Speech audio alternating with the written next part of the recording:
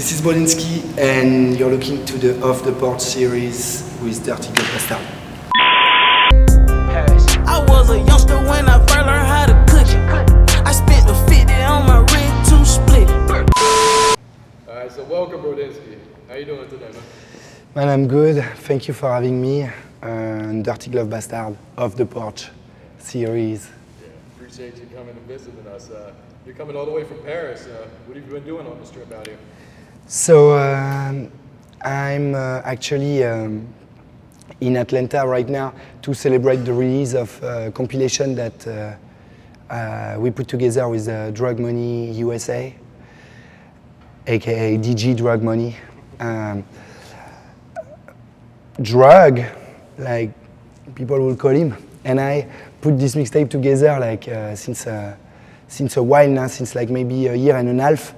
We've been recording a lot of artists down here, and younger artists sometimes, and we just been like putting music together to make like a compilation of everything that we've been curating over the years. But I've also been here to work with a few people I love.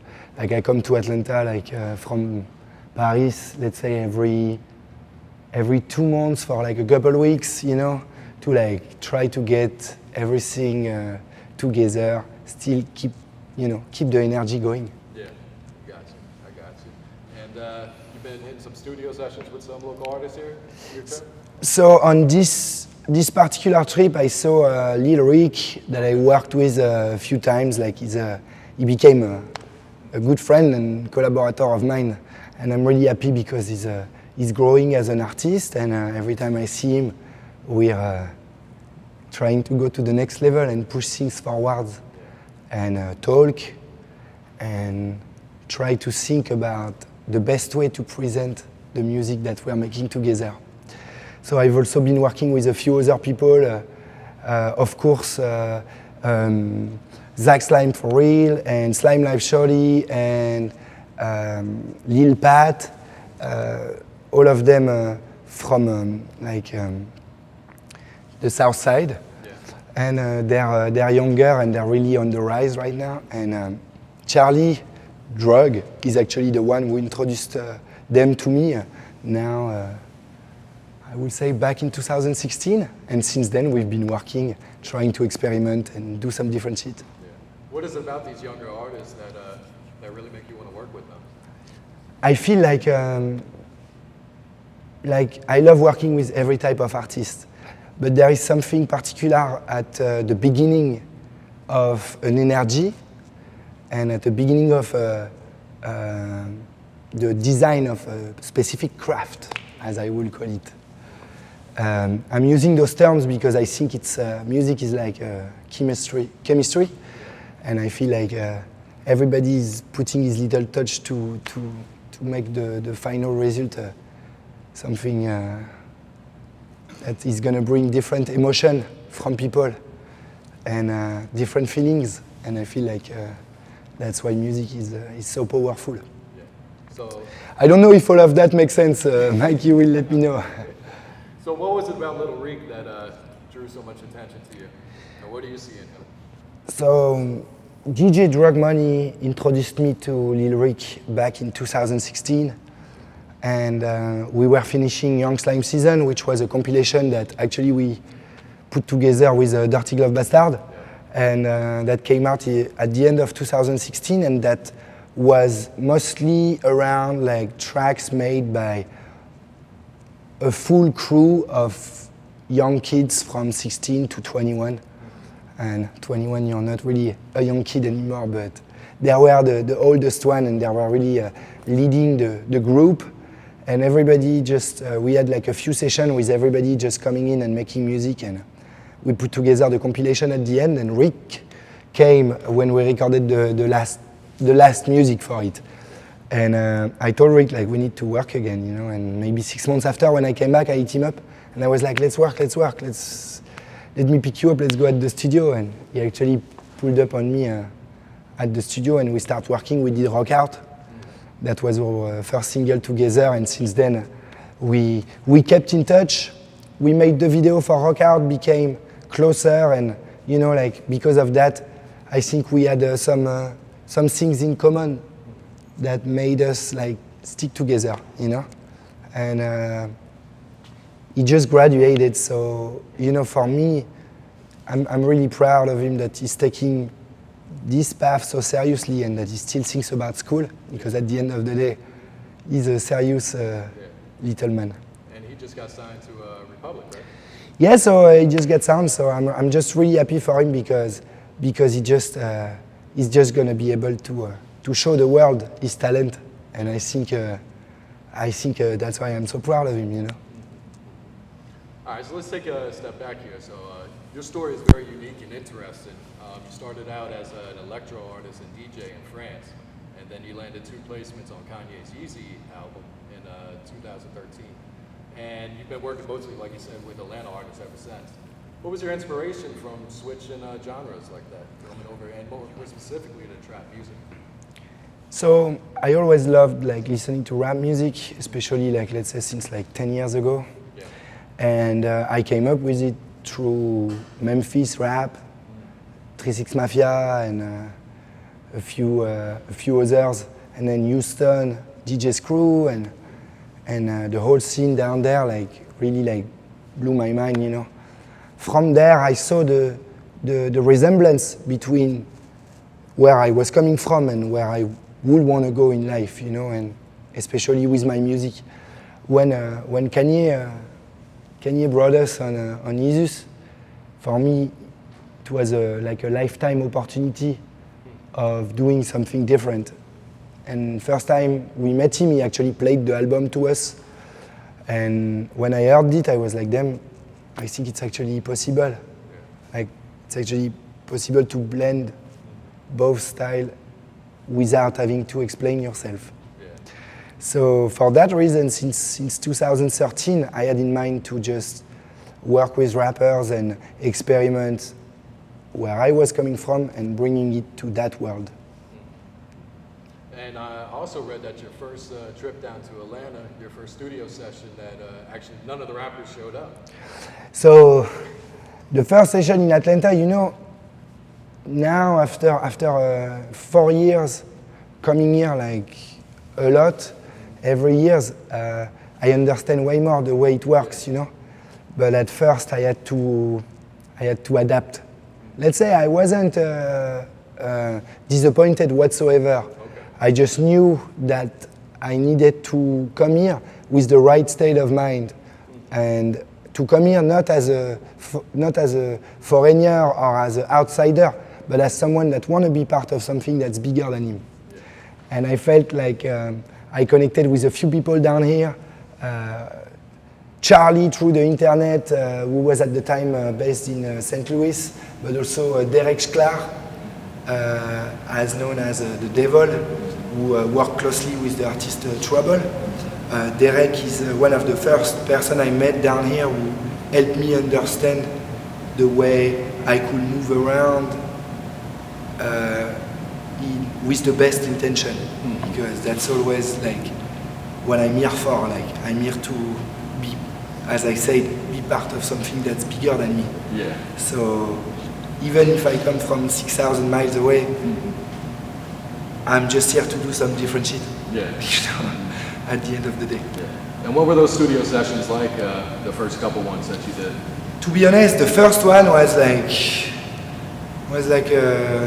like running down.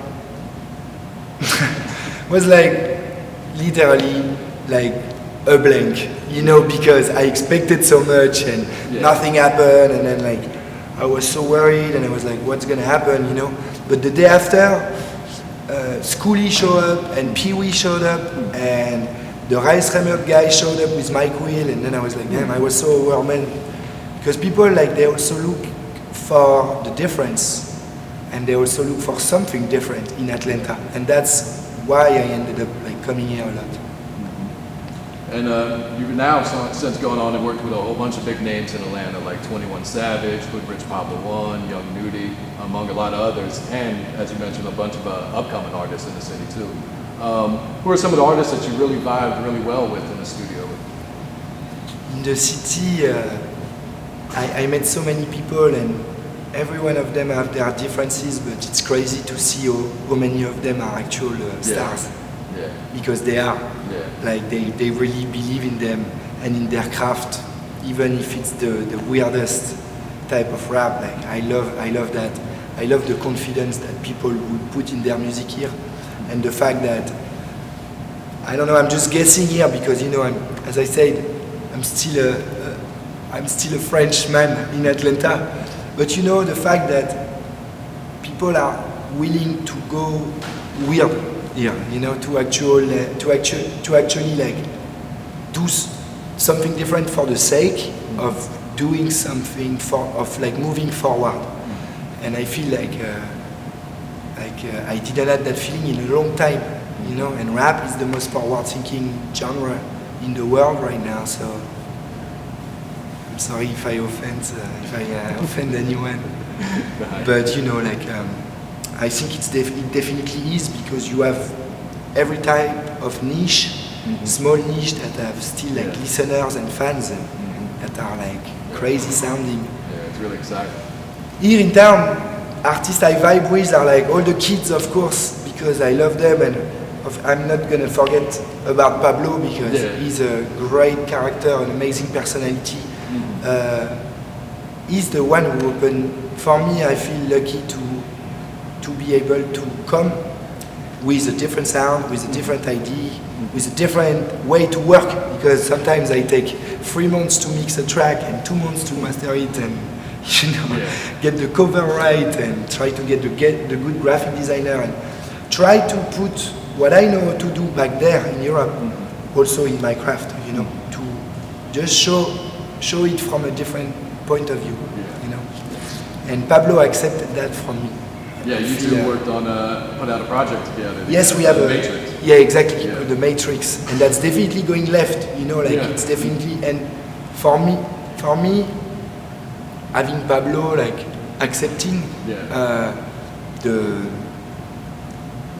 difference once again, it's just amazing. You know, it's just a great feeling to be able to be part of something, to be part of a world that would rarely open their door to something different, you know. But nowadays, rap is a great place to experiment. Yeah. And you also work with a number of producers from France and other countries. But more specifically, is France really big into like trap music? Is it pretty big out there? So France has definitely a big interest for trap music. It's different because it takes time for everything to come over, but people definitely love it. Yeah. And there is a big scene in France of rappers and producers that really do an amazing work. But I know sometimes some of them have their eye on what's going on here, because they know how inventive people can be over here, and I know that people really appreciate that music overseas, because it gives them like, you have to understand, when a French person first hear a rap song, we hear the melodies, the sound of the voice and the beat. We don't firstly hear the lyrics, or at least when I was young, it wasn't the case, you know. So for me, when I like a rapper, it's because I like his cadence, I like his top lines, I like his voice, I like the beat he's gonna choose. Also because I come from a world where I make music without vocals, so I'm focused on what the beat needs to sound a certain way too, you know. But yeah, like all of that, like just you know, made me realize that I could play a little part in all of this, you know. I don't know if all of that, once again, makes a lot of sense. And how would you describe the sound that these other producers, mostly the ones that you're working with, are making right now? Because it really doesn't sound like your typical trap music that you're hearing right now in Atlanta. Yeah, I feel like you know, me, I do a certain type of beats that are mostly gonna be dark. Real dark, and cold, you know, coming from, you know, like it's to listen at night, you know, and in the club sometimes. I would say it's really made for it. But with time, I learned that sometimes in the studio you need to switch up the vibe, you know. And for that reason, I start asking around like producers and friends of mine I love overseas, like Mr. Twix, that's actually here in the city right now, ATM, also in the city, Max Antoine, also in the city, who's from Canada, but Ika's Boy too, Midsizer, I'm gonna forget some and they're gonna like be mad at me. Sorry guys. But so many of them like were able to like were able to open their mind to what I was doing here, and they were like, okay, let's go for it, I'm with it. And this gave me also confidence in what I'm doing, that's for sure. Yeah. And now, who are some artists that you haven't worked with that you would love to work with? Well, there is a few. Dolph, Dolph? Because I think he's really an example of a great artist that really is confident in his work and that put time in his craft and that takes care of his business himself, which I think is a good example for the younger generation. Role model, that's the name of his album. I know, yeah, I liked it. And then I would say Valee. Yeah. I never worked with him and I really appreciate his work, so you know, like he's definitely one I would like to experiment some shit with. You know, because music-wise, I think we have something in common. But I'm close to his main producer, ChaseTheMoney, and I think he's actually amazing. I would like to shout him out because I think he's really doing great work right now and also pushing music forward, which I think is definitely needed sometimes, you know, for some people. Depends of the taste. What about producers? Any producers you would love to collab with? Yeah, for sure. So many producers. Oh my God! Like I'm thinking about Ron, of course, out in LA, and here in Atlanta, Chase and I already got some shit. I'm sorry, in the vault. It's DGB, okay. Yeah, who else? So many of them. So many. The thing is like. Sometimes I get also overwhelmed by people's talent. Like so many people are doing amazing work. Like I'm talking rappers, I'm talking managers that really try to help. I'm talking producers that really like put their time, you know, in their beats to like do something different and put like bring a style, you know, bring a full style to the table. Like Take His, you know, when he comes on there and he goes crazy, or Beats by Jeff. I hear that kid now, and like, he came out 2 months ago, and you know, I'm like, damn, like, you know, like, I love that energy, you know, and I think rap that energy is definitely needed. Yeah. So, and people, it's a competition. Yeah, it inspires you? Yeah, for sure. I'm out of it though. Yeah. Don't get me wrong, I'm not competing with anybody. Gotcha. And you mentioned you dropped the Drug Money Worldwide compilation. Yes. What other projects do you have coming up in the works? So this year, like me and Rick got that project that came out, Pablo and I, as we talked earlier, and now the Drug Money Worldwide, I'm preparing a new EP called Brain Disorder 2. The first one came out last year, and hopefully it will come out before the end of the year. But you know, my schedule changed, and now I'm like, let's say I'm more flexible because of the rap schedule itself, like being flexible. So I'm like, I needed to be ready, you know. So, but I'm working with a few artists for it, like Drophe. I love Young Mal and Lil Keed, Pablo. I want to shout out so many people, Yager, Johnny Cinco. I would shout out everybody I had worked with because people gave me like Johnny Cinco, he told me like we are the underdogs. And I liked it because, of course, like we are just looking to do what we love, you know. And I think that's like the main goal at the end of the day, or at least if that makes you happy, it is. Anything else you want to add? Yeah, shout out to DGB because you guys are amazing. I'm not saying that because it's your interview, but you always help me out on everything. Like. Never scared of like showing something different and helping new artists. Like it's appreciated in that world, you know, because to see people that open-minded, you know, and I want to say I'm thinking about Pooh because he was one of the person that I'm like, when I was next to him, I felt so bad, like I was like, damn, I'm such a bad person. Because he was so good and so open-minded. And I feel like DGB represent that state of mind. And for me, it's really important in rap music, you know. So yeah, shout out to you guys for sure.